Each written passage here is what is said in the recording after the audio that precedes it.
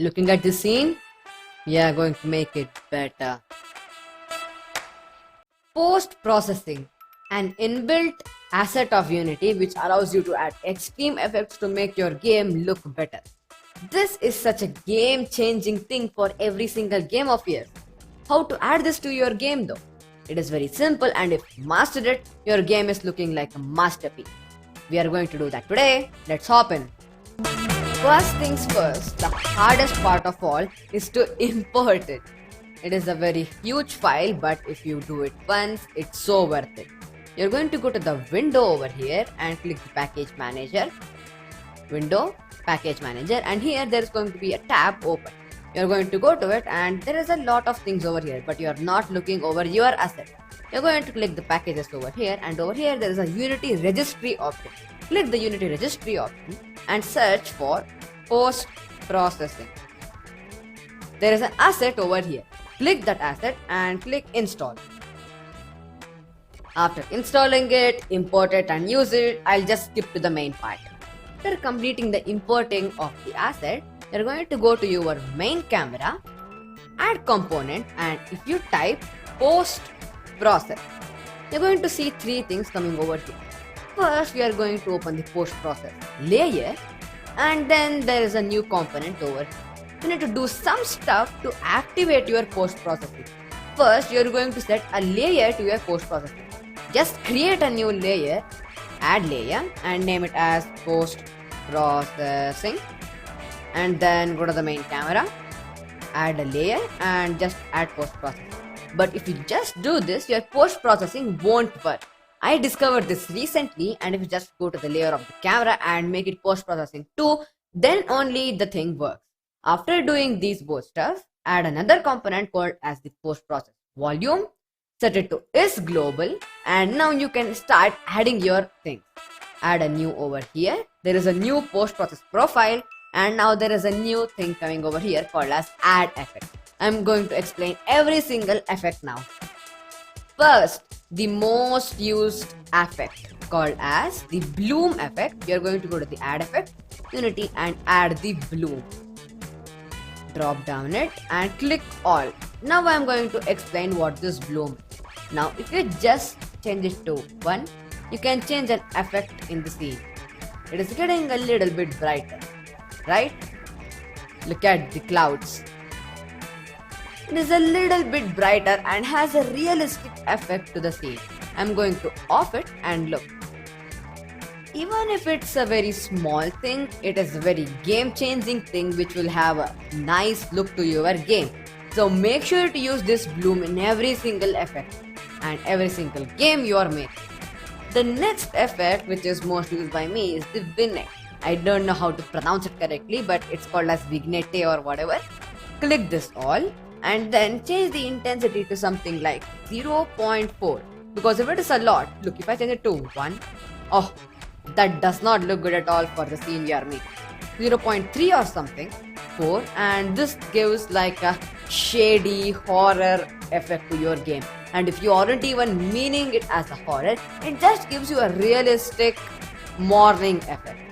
After this, you are going to go to another add effect, and then comes the newest effect, the ambient occlusion. This gives a different color to your shadows.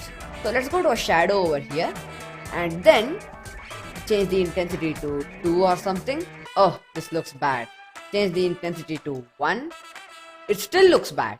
Change the intensity to 0.5. Yep, it kind of looks better now. Let's go to this rock and change the color to red. And now you can look, the shadows are kind of red and they have a borderline of red in every single object. Over here there is a red effect. Over here there is a red effect. Now this doesn't suit every single game you are making, but if you are making a game like a parkour game which I am making now, just watch my previous videos, you're gonna get to know how I use it over there. You can use this. It kind of helps in the beauty of the game. Next, I'm going to show you another effect called as the auto exposure. If you are experienced with the camera, you may know what exposure is, but here I'm just going to show you an example. How much light is exposed to a certain object? This is what auto exposure is. I don't use it a lot at all, so I'm just gonna remove this component. You can use it for like HDRP games and URP games too, but most time it's used in the HDRP game. I'm going to go for the chromatic aberration over here. I'm going to click all and change the intensity to 5. Oh, that does not look good at all. But you may have noticed now that it adds a blur to the edge of your screen. 1, it still looks bad. 0.5, still looks bad. 432. It's all about experimenting of these numbers. Whichever looks good to you, you keep. I'm gonna keep up with 0.1 and then go on to the next effect. What will be the next effect? It will be the color grading. Now this goes on well with the bloom and other stuff. You can just take this and do many experiments with this over here. You can change the RGB. This is the lift of the colors. This is the gamma exposure and this is the gain. I'm just going to reset all of these because I just don't need any special effects to the look of this. Just going to reduce this a little bit and increase this a little. Now this already looks a lot better than the last time, but we are going to add more effects to see if it makes any difference. Depth of field. In real life, you may have noticed, just bring your hand or a finger near your nose, your finger blurs out. How to add this effect to your game? Click all and you can change the focus distance to whatever you want.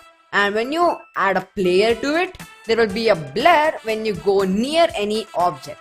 This doesn't match every game. You can add this to realistic games. So yes, this is also a very helpful effect.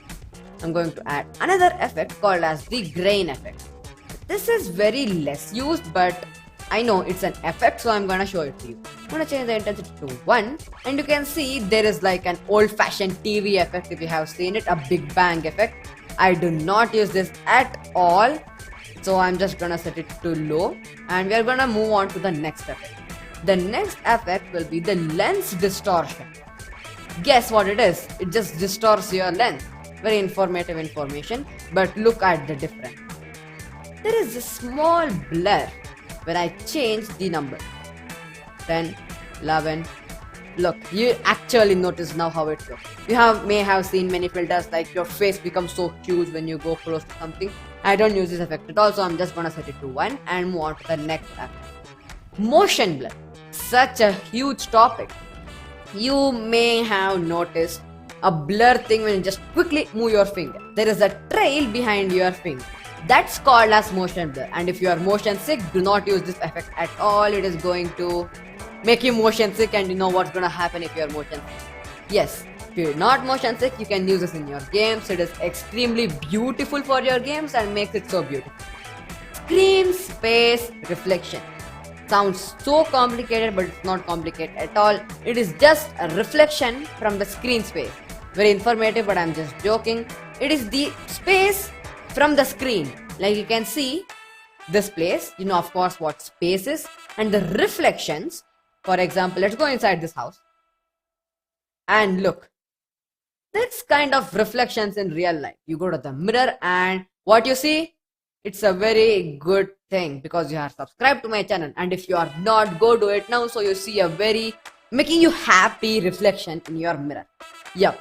So technically those are all the effects over here. You can mess with all the numbers, you can do whatever you want, and as I said, look, this is the before and this is the after. From a disappointment to something which makes you happy while looking at it, right? So yes, go try it now on your game, make better games and follow my other tutorials which has movement, which has PC movement, which has more stuff which can help you make a good game. I am also working on a game and I'm just teaching you what I learned. So hope you enjoyed this video. Like, share, subscribe and do all the stuff that the YouTuber asks. Just keep learning. Peace.